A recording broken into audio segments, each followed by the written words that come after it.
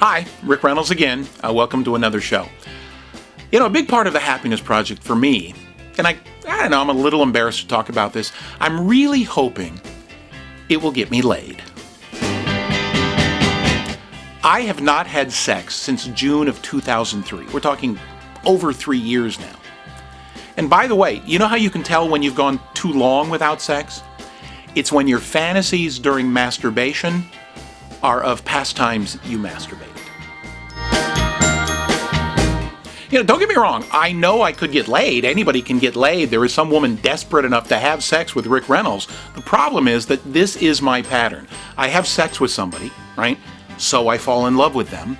So I want a relationship with them, which for me involves living with them or getting married. And then inevitably, my depression drives them away.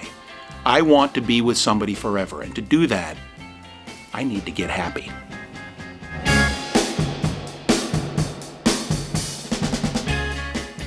Over the course of my life, I have had sex with 26 different women, I think, and I've fallen in love 5 times.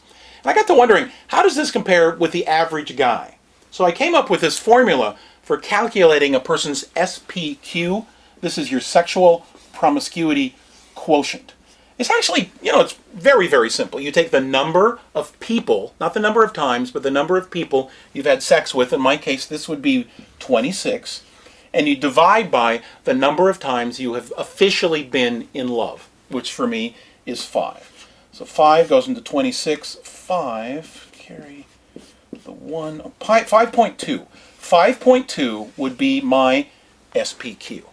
Okay? And by the way, for any young people out there listening, or any ex-presidents, a blowjob does, unfortunately, count as sex. I'm guessing that by now some of you guys have calculated your own personal SPQs, and you're probably wondering, Rick, what do those scores actually represent? Well, you, my friends, are in luck. After months of exhaustive research, I've put together this little chart here, okay? First of all, let's say that your score is 10 or higher. If you're a man, you're a stud. If you're a woman, on the other hand, and you know what? I don't need a lot of angry letters. I don't make the rules here. Honestly, I'm just calculating factual results. If you are a woman with a score of 10 or higher, it's right here. You're a hoe. And I know it's unfair. I know it's sexist. We live in a sexist society. What can I say? But the good news, these stereotypes cut both directions, and you'll see this as we continue down the chart. Okay? Now, if you scored between an 8 and a 10, you're either a dude or a slut. Actually, if you're a woman 35 or under, you could substitute the word skank here. Also, you'll notice that we divided the word dude into 3 syllables. This indicates that it's to be spoken with a great deal of reverence. It's not dude, it's dude. Notice it actually helps if you bob your head with each syllable. In fact, I can show you how this looks in slow motion.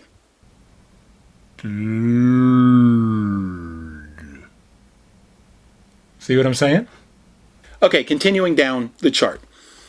If you scored between 6 and 8, you're either a guy's guy or you're easy.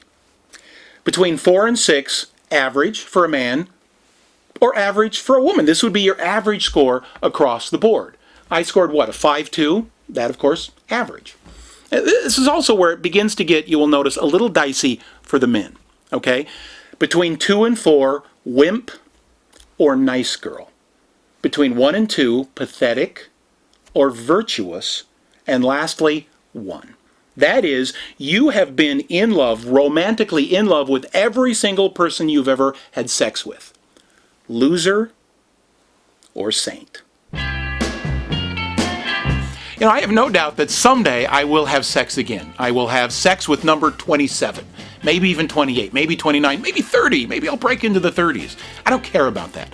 All I care about is that I do fall in love one more time, and that this time I make it work.